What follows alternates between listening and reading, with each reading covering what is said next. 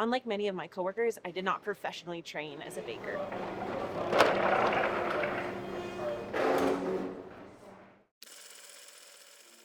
I definitely learned how to love cooking and working with my hands from my mom. And the kitchen was always a space that we were invited into as kids. My mom handmade almost every meal from real ingredients, real produce.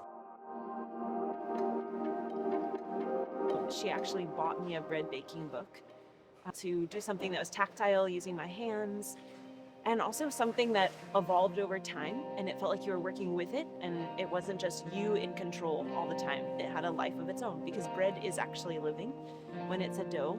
So I kind of started experimenting at home baking bread. I walked down here with my resume, and so I handed the owner, Jesse, one of the co-owners, my resume, and I was like, I have never made bread professionally, but I know how to wake up early and lift heavy objects.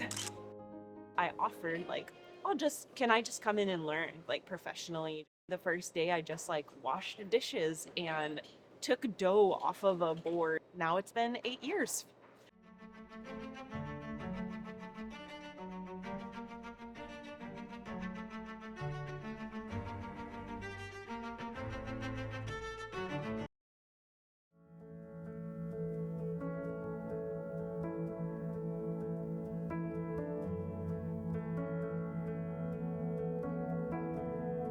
The bakery was actually architected and built in a way where the customer is brought into the process so that it's very visible from the front of the house. There's a certain level of transparency and engagement that we want to have with customers. This is a real process that we're just doing in live time. Come and be a part of it. The grain that you're putting inside of it makes a massive difference in the flavor and all the technical aspects of the bread. Probably the highlight of a baker's career once you get far along, because grain is what's going to vary the flavor and give you all the experimentation that you want. Every baker will tell you this, you learn through iteration. You just do it literally thousands of times.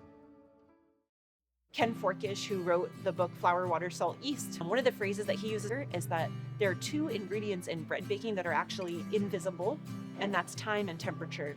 Those have a huge influence on the product that ends up resulting from your process. Meetings and email and being covered in flour working on the bench, or cleaning the floor. That's my day to day. 55 people, pretty diverse group of folks from all over the country and the world. There's natural opportunities to step in as a servant leader in this context and help guide the team or help instigate conversation that helps move things forward. I am super grateful that almost every week I'm still engaged in the process and on the bench. That's such a valuable part of my job to me. And I wonder if I could ever give that up.